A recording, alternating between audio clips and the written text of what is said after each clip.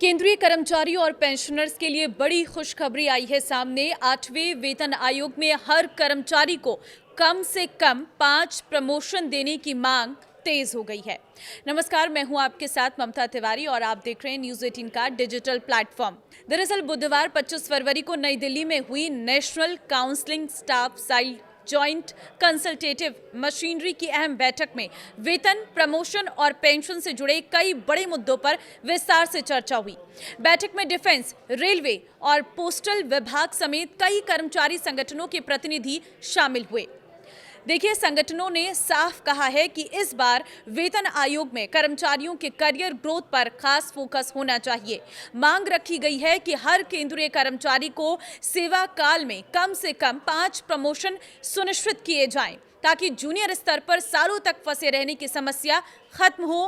Family unit बढ़ाने का मुद्दा भी जोरदार तरीके से उठा है।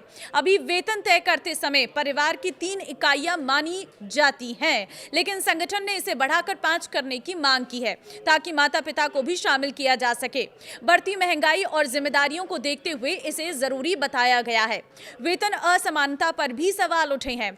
फिलहाल 7वें वेतन आयोग में अधिकतम बेसिक पे न्यूनतम वेतन का 13 गुना तक है और इसे घटाकर 10 गुना करने का प्रस्ताव रखा गया है, ताकि अंतर कम हो सके।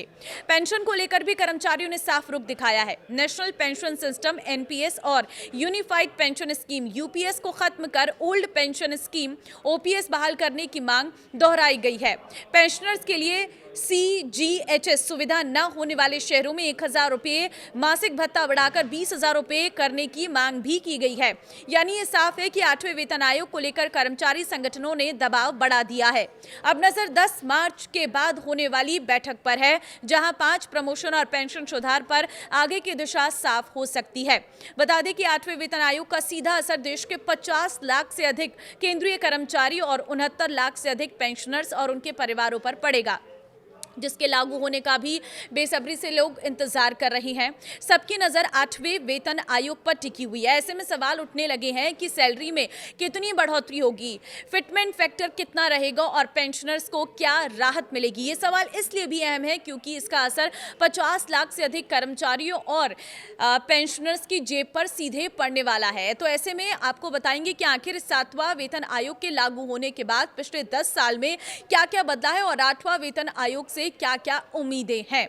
देखिए, 7वें वेतन आयोग के 10 साल तक असर डालने वाली प्रमुख सिफारिशें। पहली तो है लागू होने की तारीख।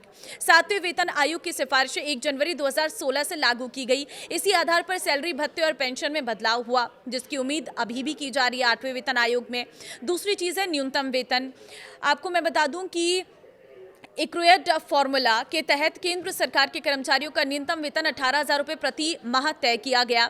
तीसरी चीज है अधिकतम वेतन। तो एपेक्स स्केल के अधिकारियों का अधिकतम वेतन 2,25,000 रुपये प्रति माह और कैबिनेट सचिव और समान स्तर के कर्मचारियों का वेतन 2,50,000 रुपये प्रति माह तय हुआ।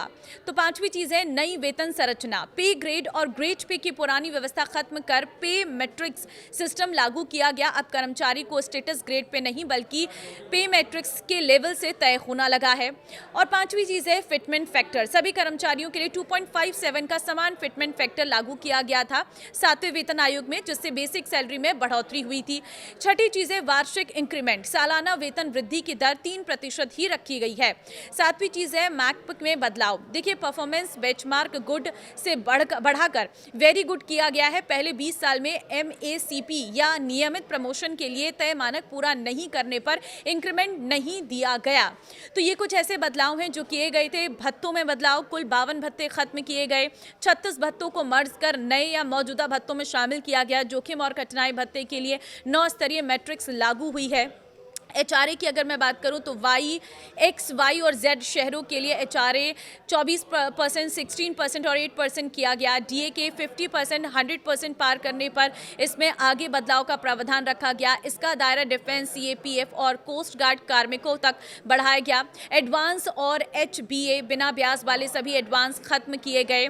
केवल पर्सनल कंप्यूटर एडवांस और हाउस बिल्डिंग एडवांस जारी है। तो ये कुछ ऐसे बदलाव हैं जो 7वें वेतन आयोग में लागू किए गए थे। सकते हैं। अब ऐसी उम्मीद की जा रही है कि इसी तरह के कुछ जो बदलाव हैं वो 8वें वेतन आयोग में भी लागू किए जा सकते हैं। परफॉर्मेंस और इन सब चीज़ों पर डिपेंडेंट है, लेकिन कहीं ना कहीं 3 बार अगर साल में इंक्रीमेंट होता है तो ये अपने आप में बहुत प्लस पॉइंट हो सकता है कर्मचारियों के लिए। आप क्या कहेंगे इस पर? अपनी राय कमेंट में ज़रूर दें।